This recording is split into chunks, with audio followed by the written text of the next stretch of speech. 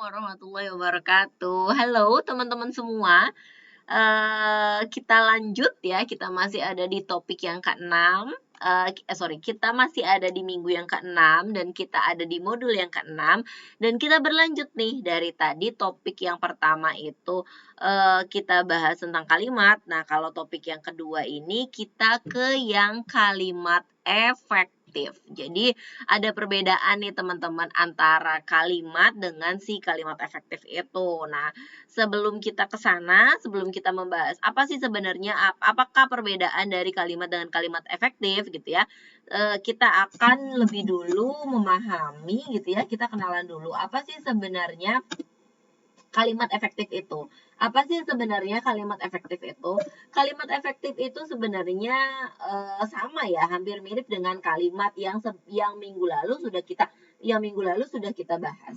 Dia adalah satuan bahasa gitu ya, satuan bahasa terkecil yang menyampaikan tapi ini yang mewakili gitu ya. Di sini ada mewakili gagasan penulis atau pembicara dan sanggup menimbulkan gagasan yang sama dalam pemikiran pembaca atau pendengar seperti yang dipikirkan oleh penulis atau pembicara. Jadi sebenarnya kalimat efektif ini sama dengan kalimat yang minggu lalu sudah kita bahas gitu.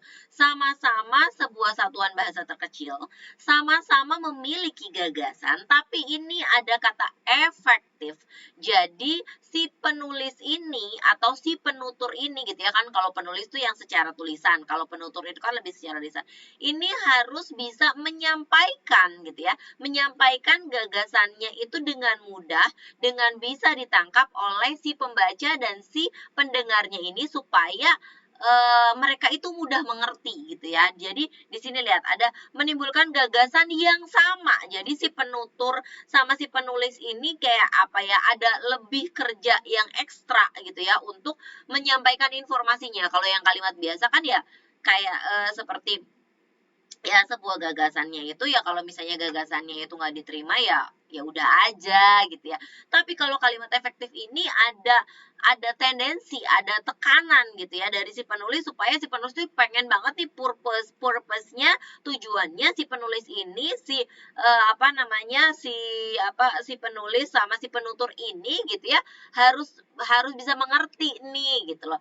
Karena biasanya teman-teman kalimat efektif itu akan banyak digunakan dalam bentuk-bentuk karya ilmiah gitu ya, seperti jurnal, skripsi, tugas akhir teman-teman besok, disertasi, tesis, ini lebih banyak digunakan di situ. Jadi yang berkaitan dengan keilmiahan. Jadi makanya kayak ada push banget nih dari si penulis gitu ya. Kayak misalnya pembicara di suatu seminar gitu. Nah, itu harusnya yang dia gunakan adalah kalimat-kalimat efektif gitu ya.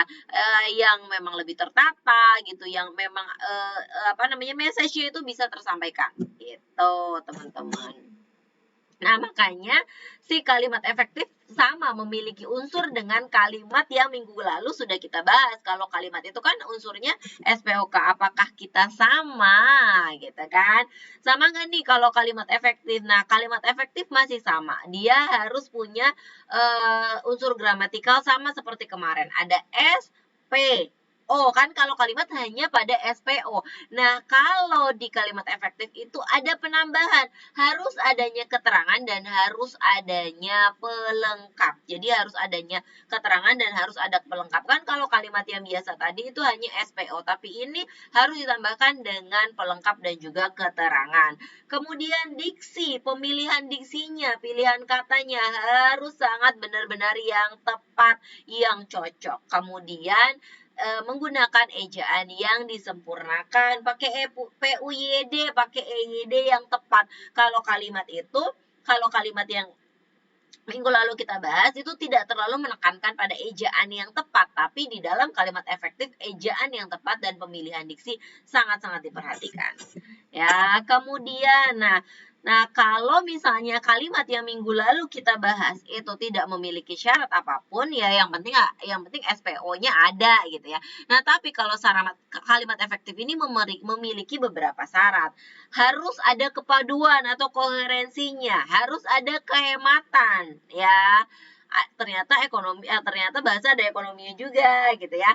Harus ada kesejajaran dan harus adanya penekanan, Kemudian selanjutnya adanya variasi, kevariasian dalam kalimat suku katanya gitu ya.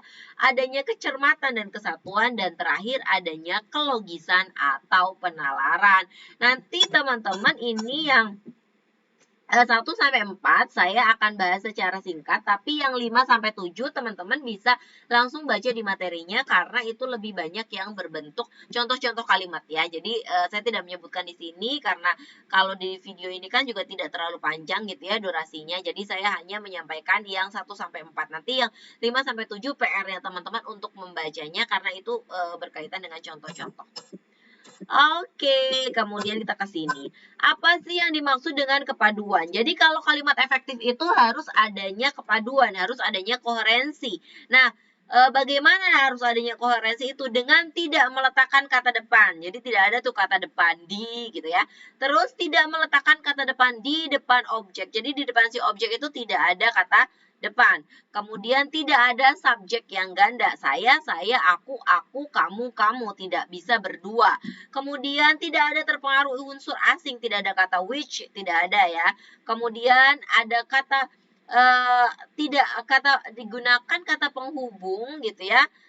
Intra kalimat yang dipakai pada kalimat tunggal. Jadi ada penghubungnya ada. Itu untuk kepaduan atau koherensi. Kemudian ini juga ternyata di dalam bahasa itu ada yang namanya ekonomi bahasa. Nah, kemudian kalau si kalimat efektif ini harus mengandung si kehematan ini. Jadi dia tidak mengulang subjek ya.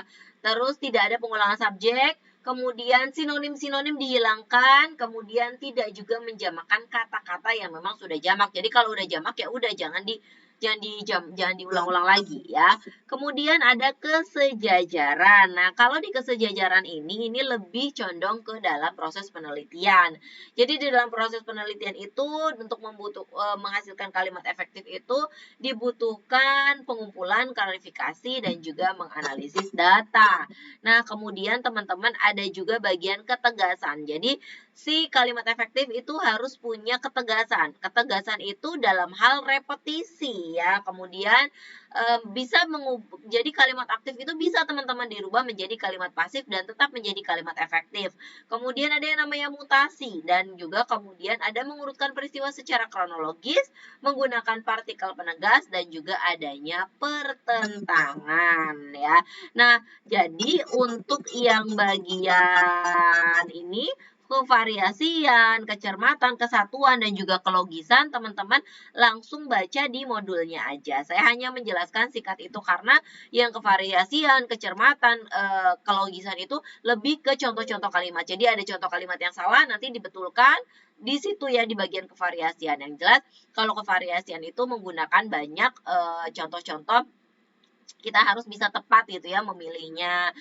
Kita juga harus bisa cermat dalam memilih kata-kata yang digunakan di kalimat efektif, dan harus secara logis, harus bisa sesuai dengan nalarnya kita gitu ya. Jadi membuat, kalau dikatakan apakah membuat kalimat efektif itu akan lebih susah, jangan bilang susah, tapi mungkin akan lebih menantang dibanding kalimat yang biasa, karena kalimat yang minggu lalu kita bahas itu kan hanya subjek, predikat, dan objek. Kalau ini ada keterangan dan juga pelengkap, dan tadi ada kelogisannya, ada kecermatannya, ada variasi yang harus kita perhatikan ya. Nanti kita akan coba, nanti teman-teman sambil belajar pelan-pelan bagaimana caranya memproduce atau menghasilkan kalimat-kalimat yang efektif gitu ya, kalimat yang benar, yang ada secara gramatikalnya juga sudah tepat gitu ya. Oke teman-teman, segitu dulu penjelasannya dari saya. Kita ketemu lagi di video-video selanjutnya. Jangan lupa nanti menyimak video yang lain yang akan membahas lagi tentang si kalimat efektif ini. Pastinya akan lebih jelas karena kalau saya kan cuma ringkasan sedikit doang. Ya, teman-teman jangan lupa bekerjakan Indigos-nya, kerjakan e-learning-nya, semuanya dikerjakan, materinya di-download supaya nanti menjelang UTS tidak bingung-bingung. Kemudian kerjakan tes online-nya dengan baik. Oke teman-teman, sampai ketemu di video-video selanjutnya. Bye-bye. Assalamualaikum warahmatullahi wabarakatuh.